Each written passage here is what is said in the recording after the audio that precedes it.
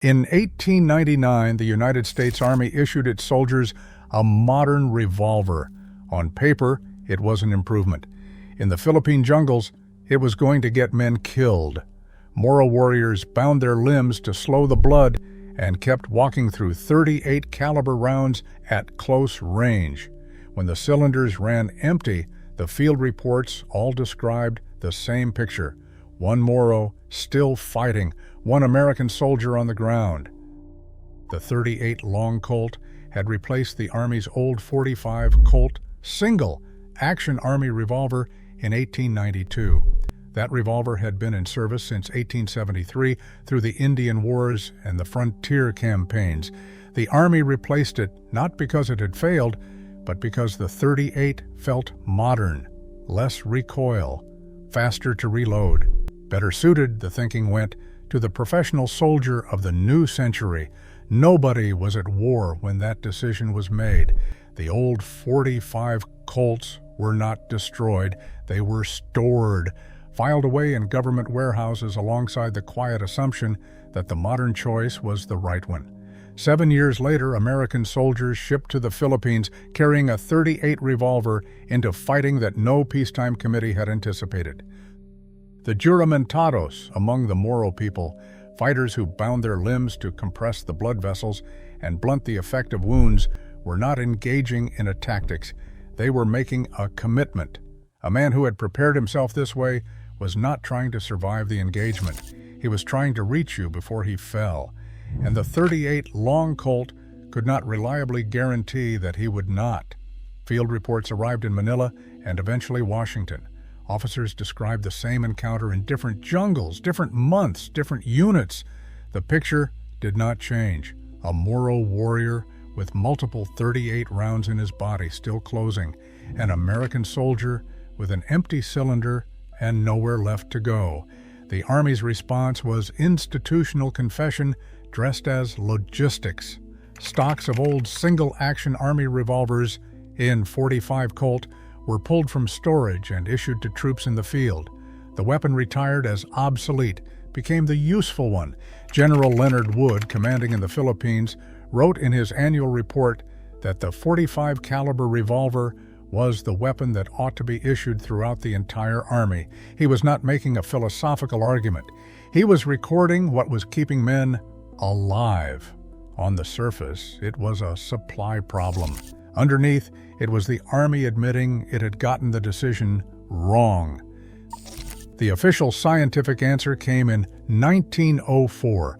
Army ordnance assigned 2 men to determine, once and for all, what caliber a military sidearm needed to be. Colonel John T. Thompson was an infantry officer who would later become famous for something else entirely. His submachine gun still carries his name. Major Louis Anatole Lagarde was a surgeon with expertise in wound ballistics. Together, they were going to take the field experience of the Philippines and reduce it to data. They chose the Nelson Morris Company Union stockyards in Chicago. 8 cattle were tested on the first day. Horses were also used. At medical institutions in Philadelphia and New York, donated human cadavers were suspended from meat hooks to measure the pendulum swing of a body struck by different calibers.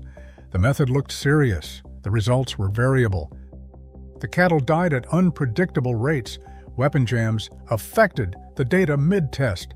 The cadaver pendulum tests measured impact momentum against bodies that were not living, not running, not bound at the limbs, not operating on adrenaline or ritual preparation.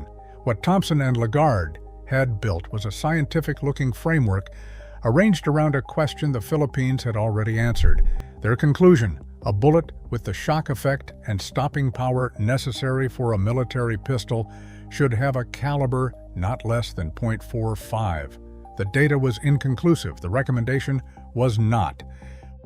What the Thompson-Lagarde conclusion produced was a specification. Into that specification walked John Moses Browning. He had already given America the Model 1894 lever action and the Browning Auto 5 shotgun. He designed the .45 ACP cartridge in 1904, the same year the cattle were dying in Chicago. Beginning in 1907, he entered successive Colt designs into the Army's pistol trials, refining each one through test feedback. 200 Model 1907 pistols went to Troop H, 2nd Cavalry Regiment at Fort Des Moines, Iowa, for actual field evaluation. The Sears failed under sustained firing. Browning fixed them, then fixed the barrel, the safety, and the grip. Each revision answered what soldiers had found wrong with the version before. His main competition was Savage Arms. Their designers had produced a capable .45 pistol, and Savage had political leverage to match. Vice President John Sherman intervened on their behalf. Only 288 Savage Model 1907 pistols were ever manufactured for the trials.